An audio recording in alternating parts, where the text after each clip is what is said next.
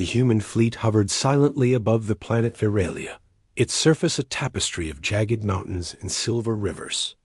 Tensions had escalated for months between Earth and the Virelians, a race known for their strict codes of honor and advanced technology. Diplomats had failed, fleets had clashed, and now the fragile peace of the sector rested on the shoulders of one man. Ethan had not expected to become a hero. A former pilot turned negotiator, he had been assigned to shuttle between the Earth Council and the Virelian High Court, delivering messages and mediating disputes. When the ultimatum arrived, a declaration of war if humans did not honor Virelia's territorial claims, Ethan's calm negotiation skills became humanity's last hope. Princess Leora of Viralia was the key. She was young, brilliant, and fiercely independent, the kind of leader who could sway her people with a glance.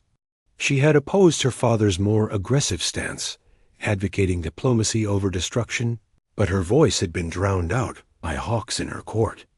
Yet she had agreed to meet Ethan, not in the grand halls of the palace, but in a neutral orbit station, where the first tentative talks would begin. The meeting started with polite conversation, each carefully weighing words, probing for weaknesses. Leora's eyes, however, betrayed a sharper mind than most of Ethan's human counterparts. She seemed to measure him, not just his proposals, but his character. "You must understand," she said, "our people respect strength and commitment. Words alone do not sway us." Ethan nodded. "I understand, Your Highness. I also understand that a single misstep could ignite the entire sector. That is why I'm proposing something unusual, but necessary." Her brow arched. "Unusual?" "I am listening." He leaned closer, lowering his voice as though revealing a secret. "A marriage. A ceremonial union between you and a human representative. It would show our people that neither side seeks war, and it would bind us together politically. A fake marriage, purely symbolic, but recognized by both our governments." For a heartbeat, Leora studied him. "You expect me to marry a human for diplomacy?" "Yes," Ethan said evenly. "For peace. You would remain in control, and the union would be temporary, purely political. Nothing would compromise your position or your freedom." The princess smiled faintly, a mixture of amusement and calculation. Bold. I did not expect such audacity from a mere negotiator. Ethan smiled in return, aware that his gamble had to succeed. Sometimes audacity is the only weapon we have left. Terms were set quickly. A ceremony would be conducted on Viralia itself, in front of the council and military leaders of both sides. The union would be public, binding, and symbolic. Within hours, preparations were underway. Ethan stood at the balcony of the Virelian palace, looking over the city of glimmering towers and canals of liquid crystal. Leora approached quietly, her presence commanding even in the absence of ceremony. She wore a ceremonial gown of silver and violet, intricate patterns glowing faintly with energy from the palace's crystal cores. "You look like someone who has not slept in days," she observed. "I am awake enough to survive a wedding." He replied lightly, though tension knotted his stomach. She studied him for a moment, then inclined her head. "Good. I need you sharp. The council can be difficult." The ceremony itself was surreal. Virelian elders chanted in a melodic language, their voices resonating in the crystal halls, while the human delegation watched with polite curiosity. When the final gesture of symbolic union was performed, Ethan felt the weight of countless eyes on him. He had saved Earth from immediate war, but the cost of diplomacy was heavier than he imagined. Afterwards, the council accepted the union, agreeing to a temporary truce as humans and Virelians recalibrated their relations. Ethan expected the arrangement to last only until both sides had reassessed their positions. He had underestimated one element entirely: Princess Leora herself. The first days of their marriage were formal, filled with protocol and strategy meetings. Leora proved to be not only a keen strategist, but also a keen observer of human behavior. She asked questions about Earth, about technology, about daily life, in a way that seemed casual, but always revealed her intellect. Ethan found himself caught off guard by how engaging she could be. There was warmth behind her eyes, a curiosity that felt almost personal. Yet he reminded himself constantly, this was a diplomatic ruse. Nothing more. It was during a joint inspection of a Virelian research facility that the first real test came. A group of radical Virelian officers had tried to sabotage the newly agreed peace, planning an attack on the human fleet under the guise of routine operations. Ethan and Leora arrived just in time to prevent disaster. You humans are reckless, Leora said, her tone half reprimand, half admiration. And you aliens are brilliant, he replied. Together, we make a good team. The words were casual, but the implication was not lost on either of them. Trust had to be earned quickly in this fragile alliance, and they were learning how to do it fast. Weeks passed, and the line between pretense and reality began to blur. Leora found reasons to spend time with Ethan beyond ceremonial duties, taking him to secret gardens, observation towers, and ancient libraries of Virelia. She shared stories of her childhood among the crystal towers, of games she played with siblings long grown, and of the ideals she hoped to see realized in her people. Ethan reciprocated, telling her of his life on Earth, of the simple joys of Sci-Fi, open skies, crowded cities, and quiet nights.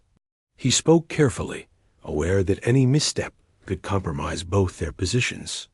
Yet he discovered that conversations with Leora were unexpectedly natural, as if the walls between species were thinner. Then either believed.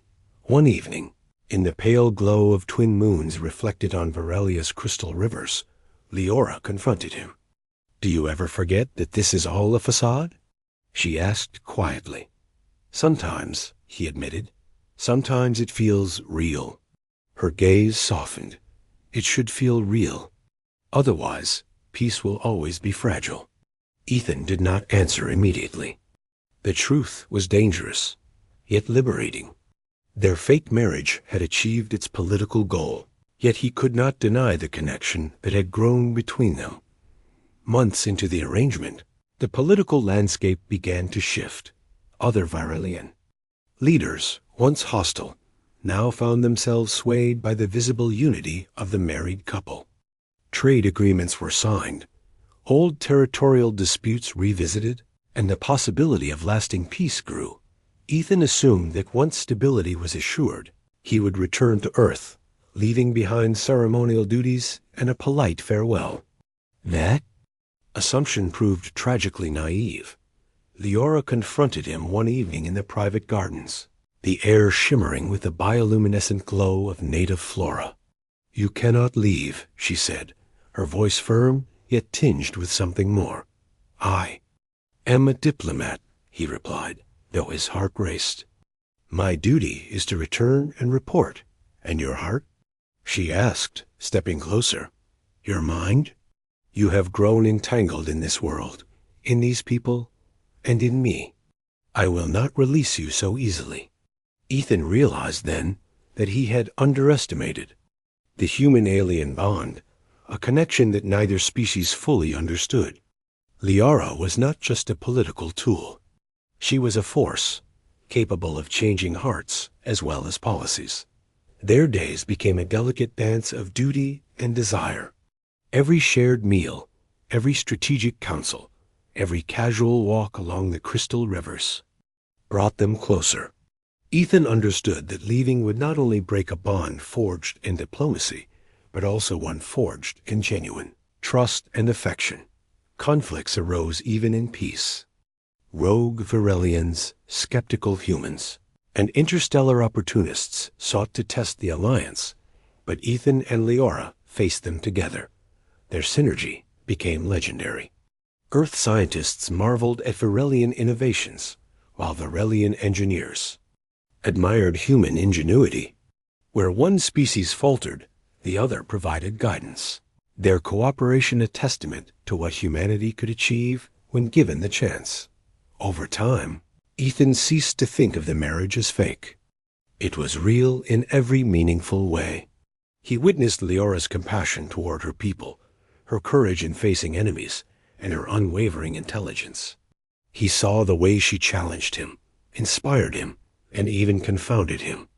Each day, he grew, more certain that their bond had transcended political convenience.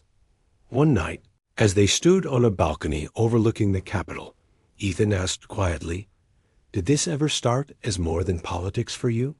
Leora's eyes reflected the twin moons. "Above, it did," she admitted. "From the moment you proposed the plan, I saw not just a negotiator, but someone capable of understanding my people, my world, and me." Ethan took her hand, feeling the warmth through layers of diplomacy and protocol. "Then we have a choice," he said, "to continue as we are, or to be honest about what we have become." She smiled, the kind of smile that could calm an entire galaxy. "I choose honesty," she said simply. Their fake marriage had saved worlds, but it had also created something far more profound, a partnership of equals, a union of hearts, and a symbol of hope that humanity and aliens alike could achieve greatness when they trusted each other. Years later, historians would debate the origins of peace between Earth and Veralia, the decisive moment that prevented war. Few would know that it had been one human, one alien princess, and the courage to pretend, only to discover that pretense could become truth. Ethan and Leora stood together, watching the city glow beneath them, not as diplomats, not as rulers, but as partners, bound by duty, are.